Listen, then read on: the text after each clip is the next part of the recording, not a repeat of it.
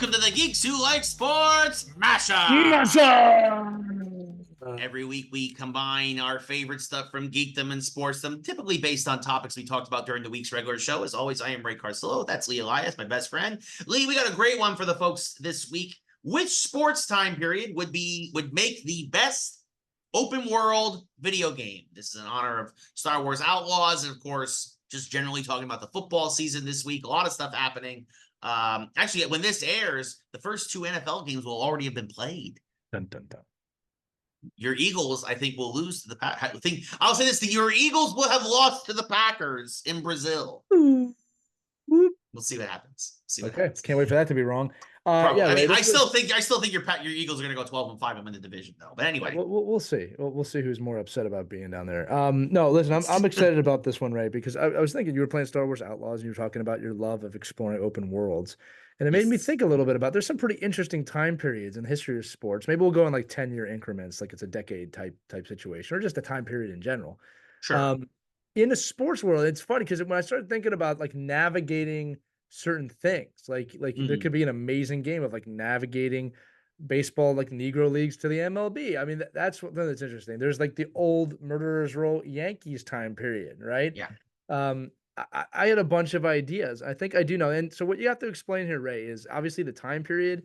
Are you in the point of view of an athlete, the point of view of a owner, like, you know, who you playing as, basically?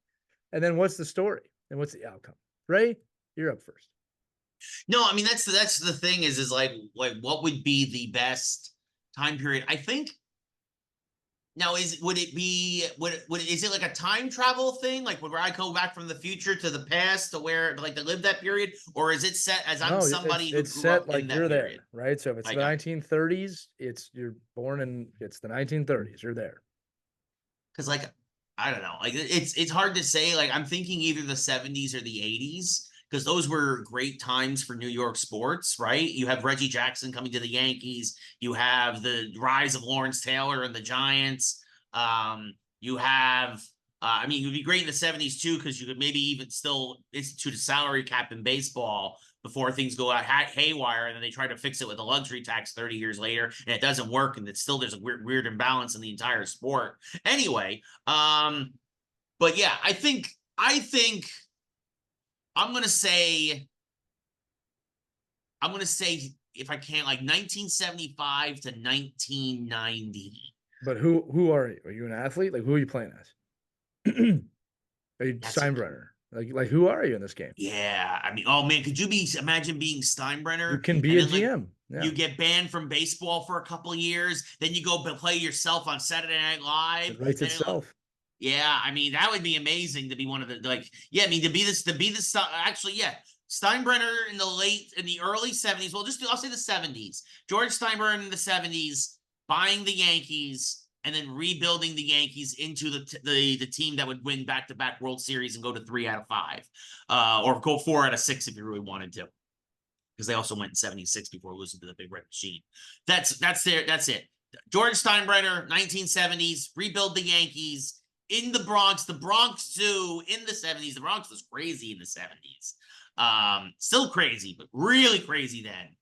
That's what I want. New York Yankees, 1970s. I like it, Ray. I like it. Well, when I thought about this, there's a few interesting time periods. I'll tell you the one I picked, which I think you'll love as well. But, you know, I thought, look, I think an old-timey baseball game, like at the turn of the century, like not this century, but like the late 1800s, at like the start of the MLB, where everything was different, could be a very interesting game as like the game develops around you with the world. And that you're a young player trying to figure out your way into that marketplace, because people could get killed. There's a lot of things that can happen late 1800s that cannot happen today. Yeah. Right. So I think that could be, for some reason, I'm thinking like mafia type open world gaming here. And I guess you could do that with the start of each league, but baseball in the 1800s is a pretty interesting time period. For a lot of different reasons. Hockey too, around that time period, a little bit more interesting. In the old days, traveling across Canada by train to challenge people for the Stanley Cup, or Lord Stanley's Cup at that time, before the NHL was founded. But the time period I picked is one that's very interesting to me. This one's actually interchangeable with multiple sports, specifically basketball and hockey. But my adventure open world is navigating the WHA and NHL merger, and those two leagues competing with each other.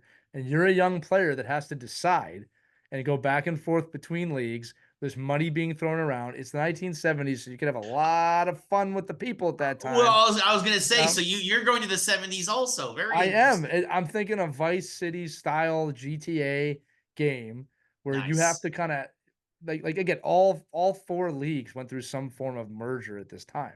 Yeah. Right, there was competing leagues. So I like the idea of going back and forth, and like you cross paths with like old Gordie Howe and Wayne Gretzky in the WHA before going to the NHL. There's a lot of storylines here. Oh, Yeah. your team has run out of money. You need to figure this out. You could even do like a GM mode or like get your WHA team into the NHL, very Yeah. similar to what like the Hartford Whalers and the Edmonton Oilers did at that time. But that's when I would pick. The 70s is too much of an eccentric time to not Yeah. have a great game. The problem I have with the turn of the century, I guess I'm saying that because we've had a turn of the century in our lifetime. The problem with the late 1800s is I think it would become a little formulaic. You couldn't go too far. The story would get old. There's no shortage of stories in the 1970s. Yeah.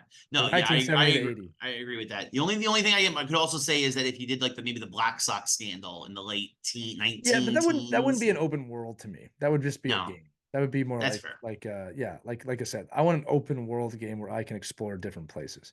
Well, yeah, I was gonna say, or like if you made it that era of Chicago, Mhm. like then it would be like a mafia game. Yeah. Yeah. It'd be interesting. You could incorporate that somehow, throwing games and stuff like that. But no, I agree. In the Best 70s time. seemed like such a ripe time period Oh, it with so was. much with It sports. was. Yeah. We can merge our games together. You're George Yes. Steinbrenner trying to bring hockey to Edmonton. There you go. That could, yeah. But we want to know what you think. think. We're getting better at that, right? Yes. Yes.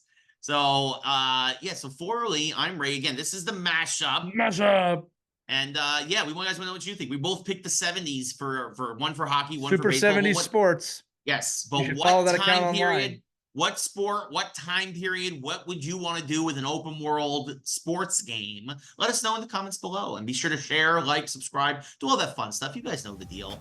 But yeah, until next time, for Lee, I'm Ray, and this has been the Geeks Who Like Sports Mashup. Mash up.